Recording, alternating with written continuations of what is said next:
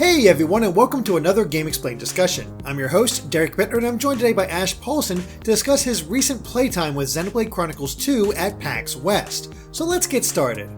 Alright Ash, so you immediately have me jealous because I did not realize that Xenoblade Chronicles 2 would be actually playable at PAX West. Now, was it on the show floor, or was it like behind closed doors sort of thing? It was only behind closed doors, okay. So you would not see it if you were just wandering the show floor. Okay, so you get, oh wow, special privilege. La-di-da. Yeah, that's what I'm all about here. Yeah, apparently. So you got to try it out. How long did you get to play it for? I played for about, I would say 30 minutes, 30-ish, maybe like 25 to 30. Okay. And yeah. What section did you get to see? I'm guessing it's the same part that they showed off during the treehouse where you're wandering outside that city and you can sort of get a taste of the combat and whatnot. Yeah, so I assume like if we're talking about the same place. It's like got all these really beautiful like blues and kind of purples and kind of a marshy type area, and you can look up and you can see the Titan you're in. You can see its innards. It's really a very cool looking place. But I was able to at one point turn around and see that city you're talking about. Mm-hmm. But I know we've seen a couple of cities, so I want to make sure we're talking about the same one. But this is not the one that's out in the outside. Like in the daytime. No, this is like inside a more... Now, it could have been at night. See, it could have been the same place at night because there is a day-night cycle. Of course. So I didn't get that much, unfortunately, I didn't get that much context for the story or where I was, but I do believe that I was in the same place that has been shown quite a few times in trailers and such, but it was definitely at night. Okay. So, yeah, I mean, that's, of course, when you kind of do these kinds of demos, you're just kind of dropped right into the middle of the game, with given very little context for where you are. But I was told that was around, I want to say 20-ish hours into the game, so still fairly early. Yeah, for Xenoblade style standards, yes, very early in the game. Yeah, exactly.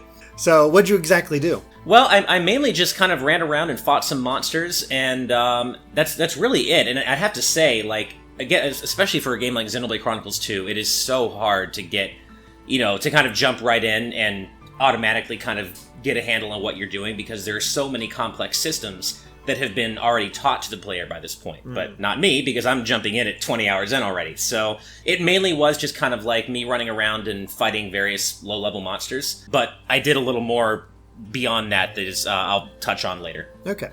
So how did the combat feel? I mean, I don't know if you've ever played X, but is it closer to Xenoblade Chronicles, the original? It is and it isn't. It's... The thing that I got more than anything was that it's like Xenoblade Chronicles 1's combat, but with the complexity ratcheted up to like 20. Oh boy. It is so much more complex than Xenoblade Chronicles 1. Now, as you said, I didn't play X, so I don't know how much more complex X's combat was in comparison to the first games. But I don't think that much, so... Yeah, it didn't seem like it. And I have to say, like, even though the base, the top-down look of the combat system is obviously similar, there are the overall similarities, there is so much more to pay attention to at any given moment, and so many more systems in play than there were at any given moment in the first game that I gotta say, I was feeling pretty overwhelmed. But I do want to stress out that that's also because, again, I was dropped into it with no explanation whatsoever, and it was the end of a long workday at the convention. So, I'm sure when you were given the proper context going into it, it's easier to digest, but it was pretty overwhelming for me.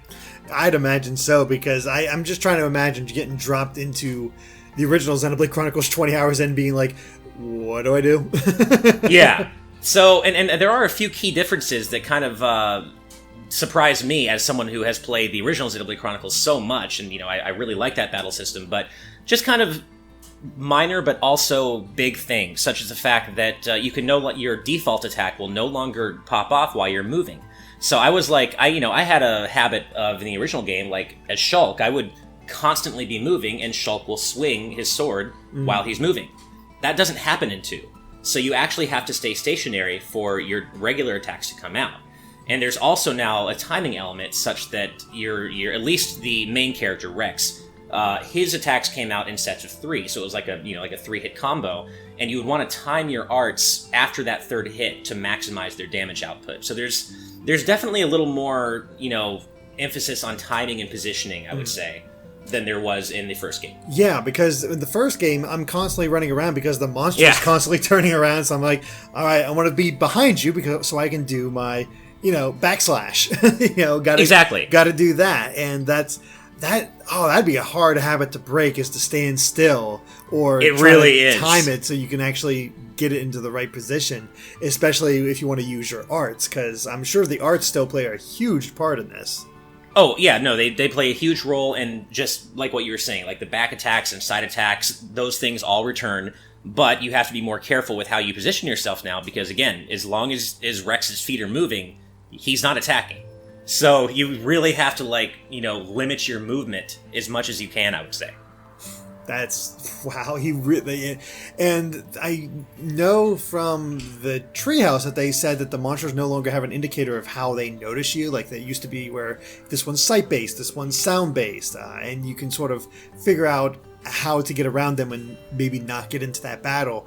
And that's not the case here, where you sort of have to learn each and every monster types ins and outs, learn by actually encountering them. Right, and I don't know if that specifically makes a return, but I would assume that it does because so many of the other mechanics are.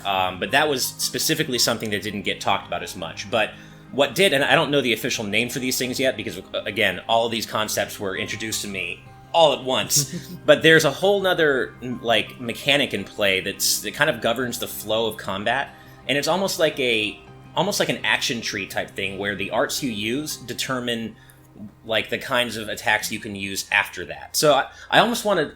It's almost like a really, really high level concept version of something you'd see in Legend of Legaia or something, where you literally have these action trees and the moves you use change the moves you have access to after that move. And it's just kind of... It's kind of governing the entire flow of combat. And I'm not going to lie and say that I understood it all because I didn't. But it's very interesting, and toward the end, I think I was starting to kind of get a handle on it, but just in general, I would like to, I want to make it clear, there's a lot more to think about at any given moment during combat in 2 than there was in 1. Yeah. I mean, even in 1, it could feel complex at times, especially, I remember the first time I played Xenoblade Chronicles, not for my live stream, but just on my own, and encountering Shulk's future sight ability and integrating all those in, and I'm like, oh god, what the hell am I supposed to do? How am I supposed to do this right? I don't know the timing, I don't know what's going on, I'm so lost. But once you get the handle on it, it all becomes sort of this natural flowing thing, and I think it sounds like that's going to be the case with Xenoblade Chronicles 2 as well.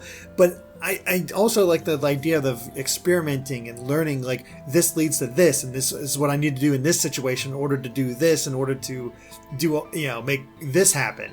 That's simultaneously really exciting, but also really daunting depending on how it's implemented.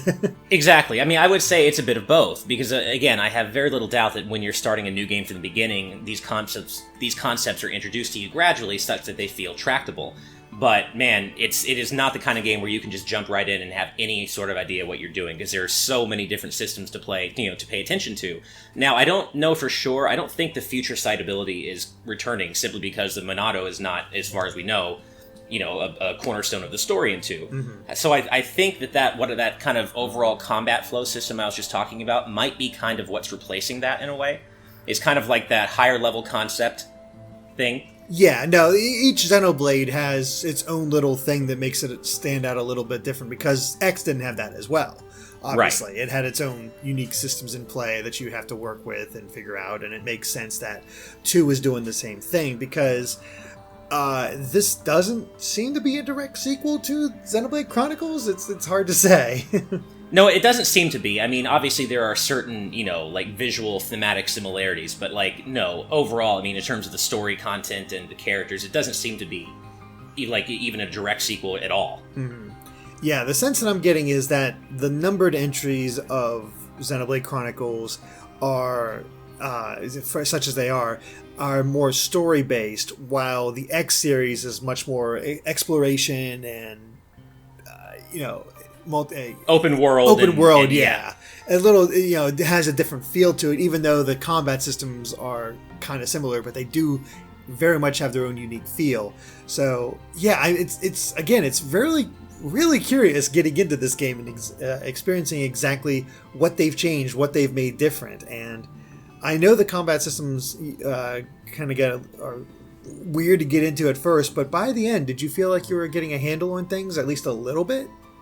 Yeah, no, I think I was a little bit. I think part of it too was that, I thankfully had a Nintendo rep there kind of helping me. He's telling me, hey, which arts to use when to activate this unrelated special attack and, and such like that. And it's really cool, but that's not a great way to learn. Mm-hmm. So I feel like if I just, been dropped in for 30 minutes and just kind of been able to test things myself and kind of feel my way around, I probably would have figured it out a little bit better. So again, there are multiple factors at play here. I'm not just saying, Xenoblade Chronicles 2 is too complicated and this battle system is too complex. No, there are a lot of, things to consider that go into that. But there is even more than I've mentioned. Like, I don't know if we knew this before, but blades can actually be switched around. So Rex doesn't only have to use, I think it's her name is, the main blade. I'm blanking on it too, but yeah, okay, you know who I'm talking about. Yes. The heroine of the story. So, you don't actually have to, Rex doesn't have to use her as a blade. He can switch to other blades, and so can other characters.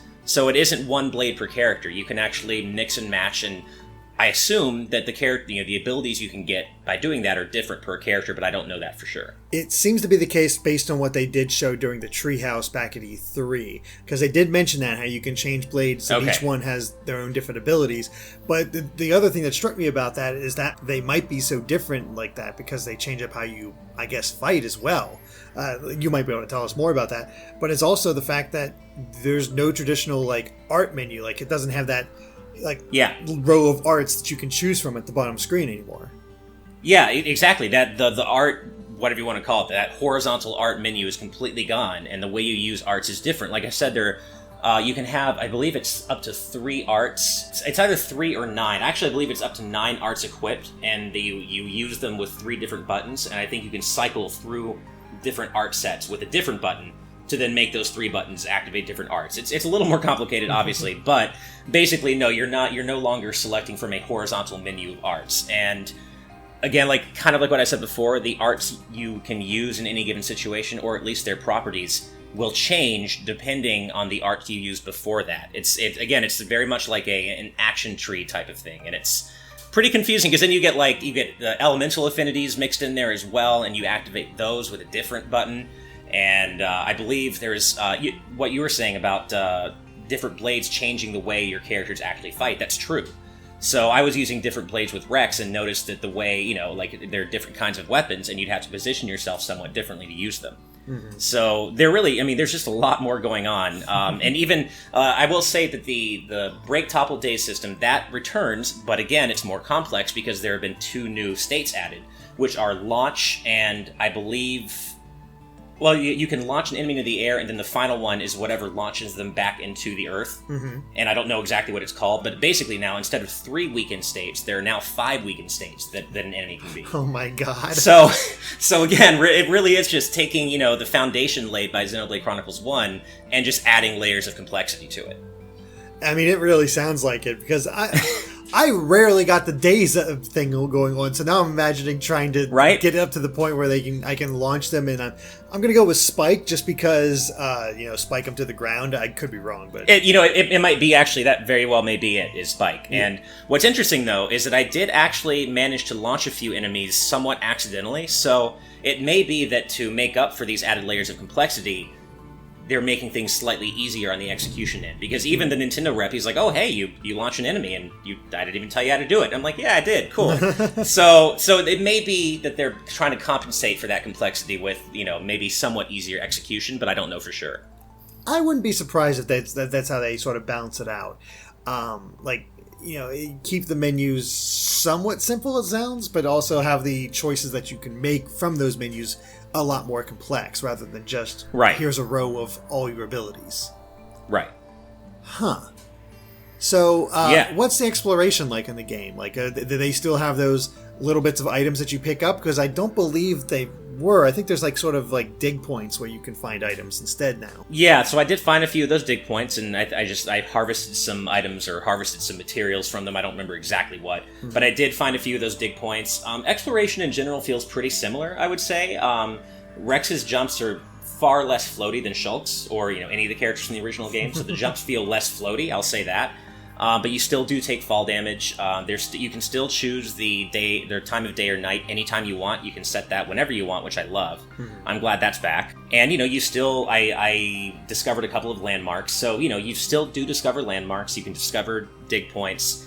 So in general, I would say that it feels similar, but of course bigger. And that was something that was reiterated to me in my demo, is that even though Xenoblade Chronicles 2 is not open world like X was, it's still very, you've got this wide linear approach with these massive environments where you can find all these different landmarks and explore all these cool little caves and stuff and see how it all connects together, but you are still funneled from one area to the other in a, grand sense. Yeah, exactly. It's very much like the original, where you got these big open areas, but as far as progression from one to the next, it is still a linear game in that way. Right. Which is fine. I think a lot of people are excited about that because some weren't happy with the less story-driven approach of X, which I kind of get, but I liked X for what it did as well, so I don't really have... Right.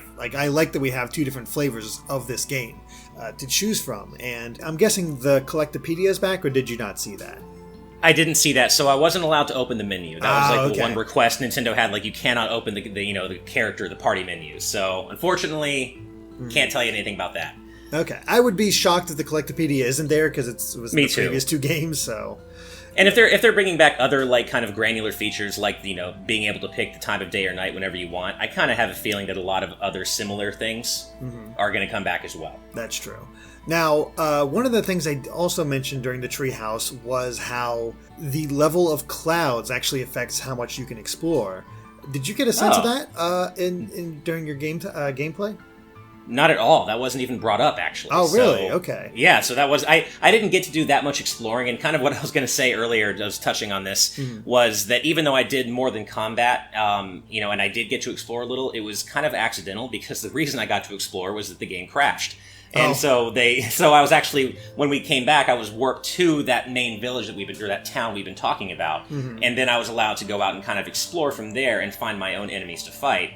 But, and that's kind of what I wanted to say is, it was an early build of the game, so I'm not really all that concerned, but it is worth noting that we had some technical difficulties. There were some pretty significant visual glitches, and I said at least one actual crash, so...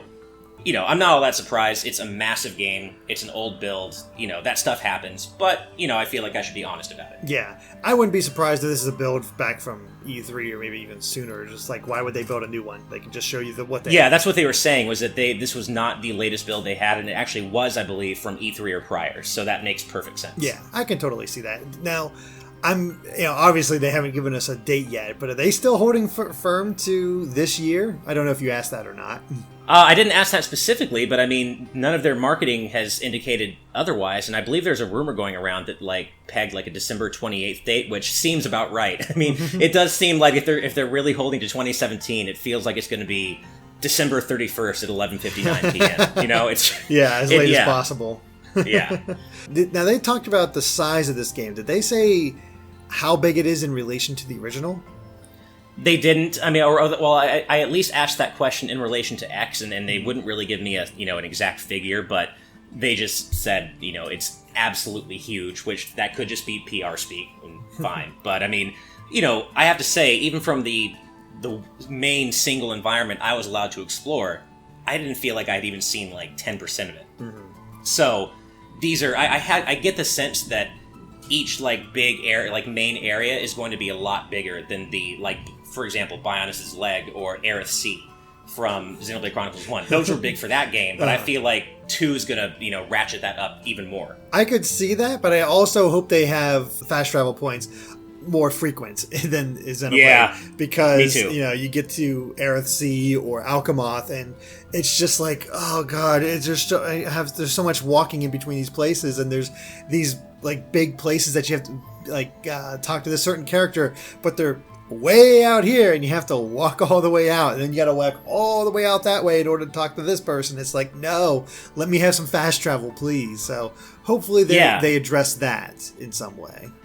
No, I hope so too, and I was actually thinking about that while I was playing, because I'm also playing Final Fantasy XII: The Zodiac Age right now, and one of my favorite things about what they added to the Zodiac Age is that fast forward option, where you can basically toggle on and off either a double speed or a quad speed option whenever you want. And FF12's environments are a pain to walk around, so that's what that's there for. Mm-hmm. And I would really like to see something similar incorporated into this game because, as beautiful as the environments are, they are really big too. So I would like to see some sort of more available fast travel or more consistent fast travel implemented into the game, same as you. Yeah, I don't know if I doubt it'll take the form of a fast forward option. Probably not. I just want more fast travel points that I can go to. Yeah. I think that makes a little bit more sense in that way. I guess a big question for you, of course, is were you able to hear the music? Somewhat, not too well, unfortunately, because we were, of course, it was a media appointment, and they're not going to blast the music. But I got to hear some of it, and for what it's worth, it sounds very similar to the style of the original game. It's not at all, at least from what I heard, not at all like X. Because I know, X's soundtrack was very divisive. It was very stylistic and just interesting in a lot of ways, I would say. So it feels to me like 2's soundtrack hews much more closely to 1's, and that you've got those, like pretty much every battle I fought, I was hearing like this really dramatic, badass rock ballad with, screaming guitars and, very much in the style of, the boss theme from Xenoblade Chronicles 1, for example. Yeah. No, it makes sense, because I believe they brought back the original composers for Xenoblade Chronicles, because they used a completely different composer for Xenoblade Chronicles X, and I think you've watched this show by now. He also did the soundtrack for Kill la Kill, and you can totally hear that if you listen to any of the music from Xenoblade Chronicles X. So that makes a lot of sense that it's hews closer to the original, because it has its own style compared to X, and that is sort of the thing that's driving it down, is that yes, this is a sequel to the original, but it's also quite different in what they're pulling off and what they're doing.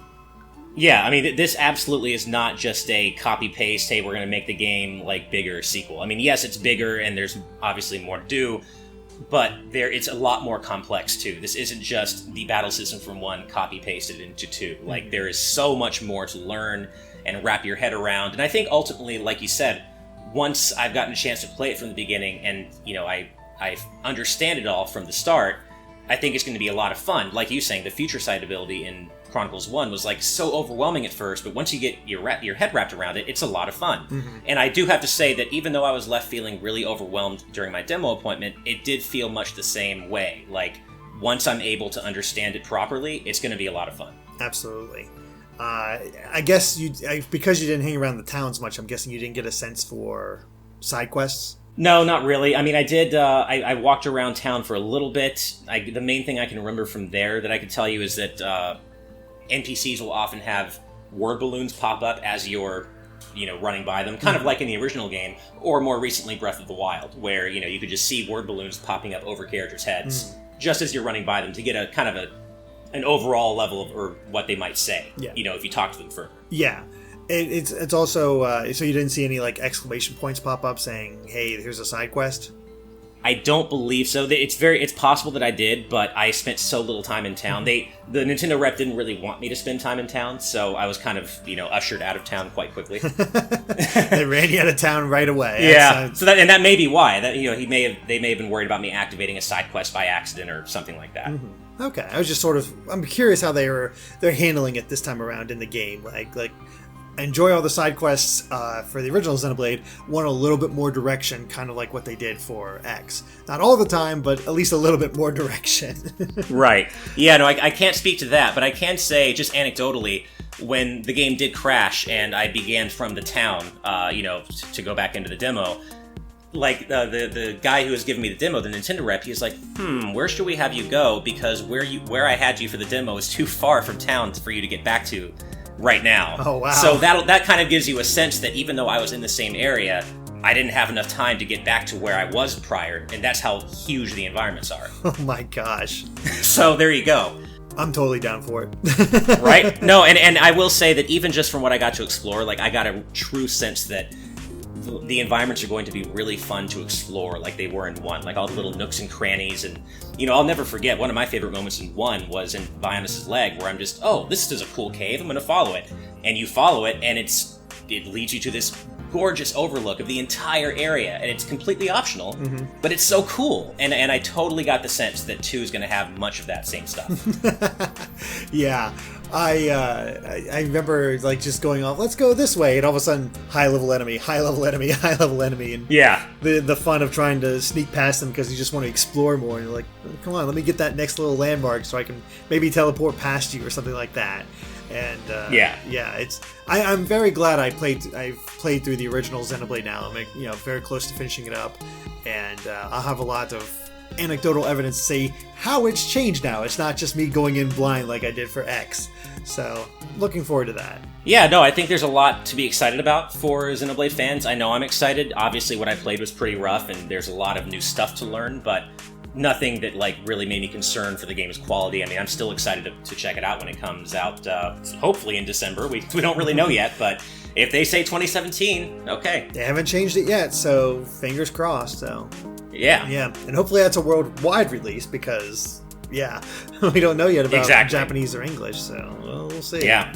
Alright, well I think that covers it for our Xenoblade Chronicles 2 discussion, so thank you for watching, and if you like this video, be sure to like us on Facebook and Twitter at GameXplain, and of course make sure to subscribe to GameXplain for more on Xenoblade and other things gaming as well. Until next time, bye.